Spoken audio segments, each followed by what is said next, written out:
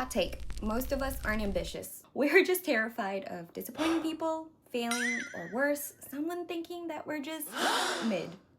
Now, somewhere along the way, that fear got rebranded as hustle, but here's the real tea. If rest gives you guilt and productivity feels like survival, that's not discipline, that's high-functioning self-harm. We're in a cute outfit.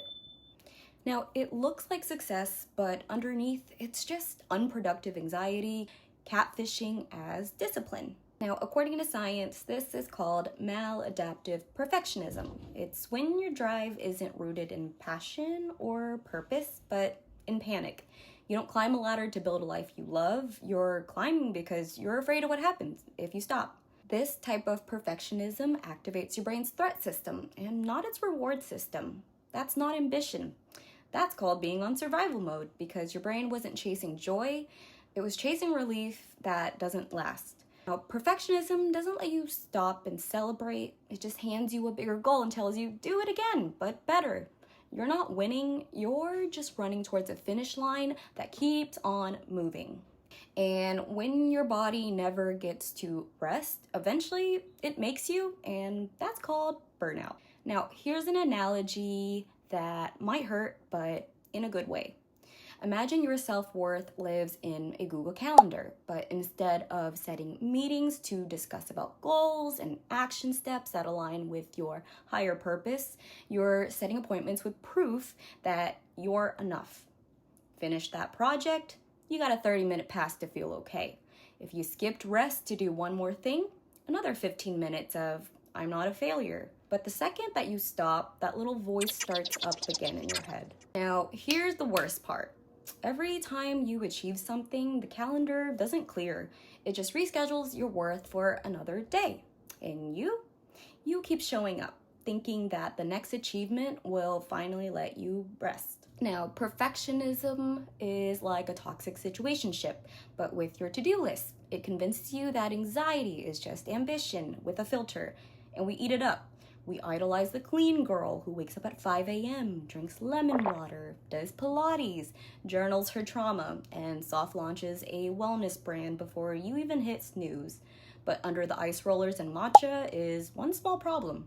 She actually hasn't felt safe resting since 2016. This isn't self-discipline, that's self-abandonment in aesthetic packaging. You don't need to become a Pinterest mood board, you just need boundaries, but with your own brain. So if perfectionism is fear in disguise, what does healthy ambition look like? It's actually rooted in curiosity, not control. It's about learning, not proving. It lets you fail without spiraling. It lets you rest without guilt. It's self-trust and not self-punishment. And guess what? The most sustainably successful people, they aren't the ones who never stop. They're the ones who know when to stop and why. Now, let's break it down because a lot of people still confuse the two. Now, healthy ambition versus unhealthy perfectionism. Remember, it is not about what you're doing, it's about why and how you're doing it. Now, one respects your limits and the other glorifies burnout. Healthy ambition works with anxiety, it leads it, while unhealthy perfectionism works for anxiety. Now, healthy ambition says, I want to grow, while unhealthy perfectionism says, I have to prove I'm enough. One is driven by curiosity or purpose. The other is driven by fear or shame.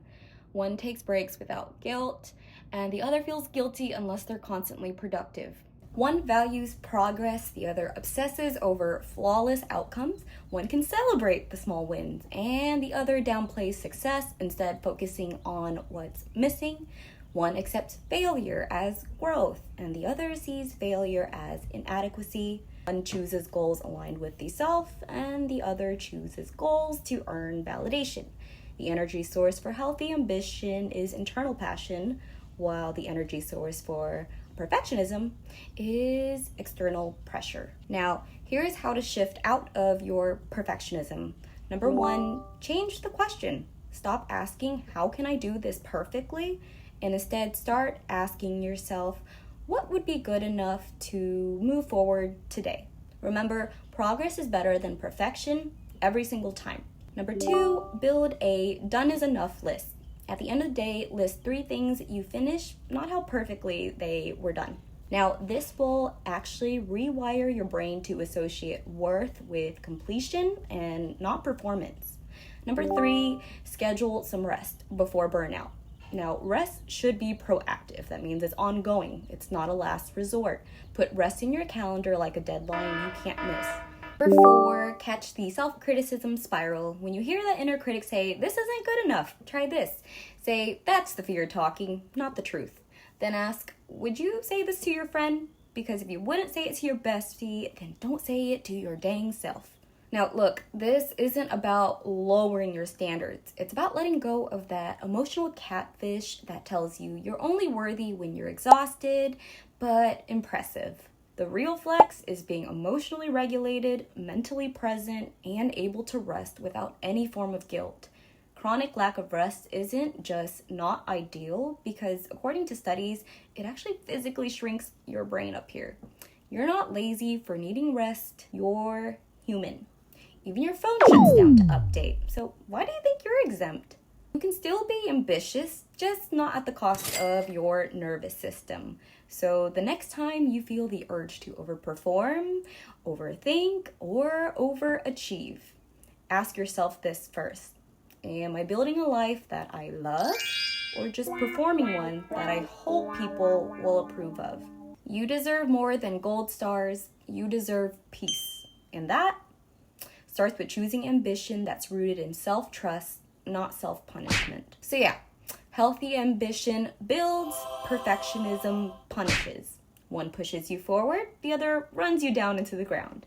Now, if your goals come from inspiration, that's ambition. If they come from obligation or fear, that's perfectionism in disguise. She's catfishing you, or he. I think that's it. I hope that helps. And if you're a perfectionist, today's the day that you're going to stop, or at least try to.